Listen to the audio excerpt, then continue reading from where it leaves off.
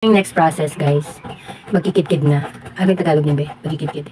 Basta parang paninipisin siya. Kailangan ng gamit yung kutsilyo sobrang talas para ma-achieve niyo yung nipis na mga hiwa.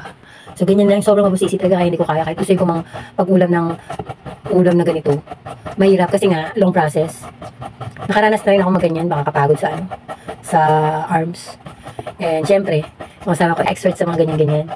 So pagka uubusin yan, pagka na ano nyo na-slice nyo ng mga manipis na ganyan, akala mo napakadami nito pero konti lang yan. Pero gagawin dalawang luto to, diba? Salad at saka ginataang labong with mais. Mamaya ipapakita namin yung finished product ng lutong ito. Ano to eh? Ano to? High in fiber, best? Yung parang pag kinain mo siya, busog ka kaagad, tapos maya-maya magugutom ka agad. Ganun yung effect nitong ulam na to. So, ibig sabihin parang yung tinutunaw niya na yung mga, mabilis siya matunaw. So, very, healthy, healthy food, healthy living tayo para sa umaga nito.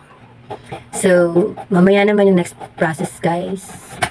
Natapos na lahat is, guys. So, ganito kadami yun, guys. So, pakukuluan natin. Anong pagpapakulo ito tinatanggal? Tinatapon ng tubig, diba?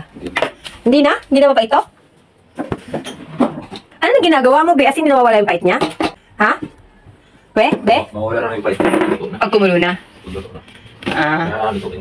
Kailangan lutuin ng sto. Okay. Kukuha mo na ako ng tubig. Wait lang. Sige na ng itsura niya. Dami, diba? Sobrang sarap nito. Kahit itong maging ulam ko na ilang linggo, sarap.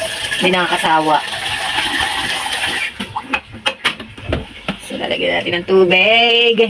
Ano to? Kailangan, pantay? Konti lang lang. Konti lang? Tubig yun eh. Sige. So, kailangan daw, pag magpapakulo ka, konti na yung tubig kasi nagtutubig siya ng kusa. Tapos, dati kasi, ang turo sa akin ng aking binan, pag magpapakulo ka, dapat, unang kulo, pag kumulo siya, dapat tinatapon mo para hindi mapait kasi mapait siya eh. Pero, yun nga, sabi ng hubby ko, nawawala yung pait nun habang pinapakuluan mo ng matagal. So, kailangan matagal. So, hintayin natin siya kumulo. And then, mamaya, ipapakita ko yung preparation para sa salad. Excited ako. So, bye for now muna. Bye!